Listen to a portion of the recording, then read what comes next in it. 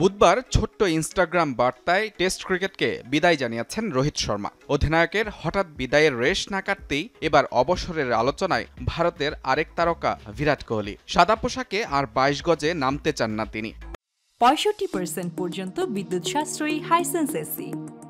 Hisense.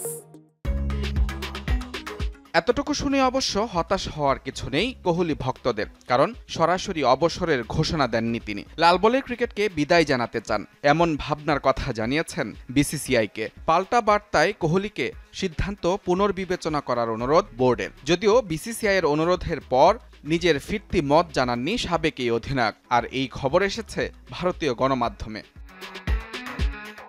এই ফরম্যাটে রোহিত কিংবা কোহলি দুজনের কেউই নেই সেরা ফর্মে। তারপরও রোহিতের অবসরের পর কোহলির সিদ্ধান্ত চিন্তায় ফেলেছে নির্বাচকদের, কারণ সামনের মাসেই ইংল্যান্ড সফর করবে ভারতীয় দল, যেখানে এই দুই অভিজ্ঞ ক্রিকেটারের না থাকা নিঃসন্দেহে চাপে ফেলবে দলের ব্যাটিং অর্ডারকে।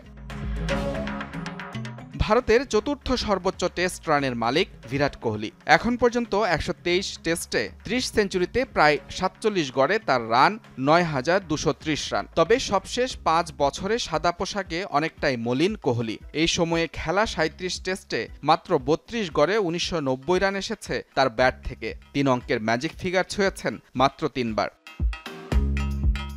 সবশেষ বর্ডার গাভাস্কার সিরিজেও ছিলেন ব্যর্থ। একটি সেঞ্চুরি পেলেও ৯ ইনিংসে করেছেন মাত্র ১৯০ রান। সবচেয়ে বড় কথা, প্রতিবার আউট হয়েছেন দৃষ্টিকটুভাবে বাইরের বলে খোঁচা দিয়ে। এরপরই সাদা পোশাকে তার শেষ দেখে ফেলেন অনেকেই। কিন্তু এবার কোহলি নিজেই যখন বিদায়ের মঞ্চ সাজাতে চান, তখন তাতে বাদ সাধল খোদ বিসিসিআই। শুধু অভিজ্ঞতার জন্য হলেও কোহলির মতো ব্যাটারকে দলে রাখতে মরিয়া নির্বাচকরা।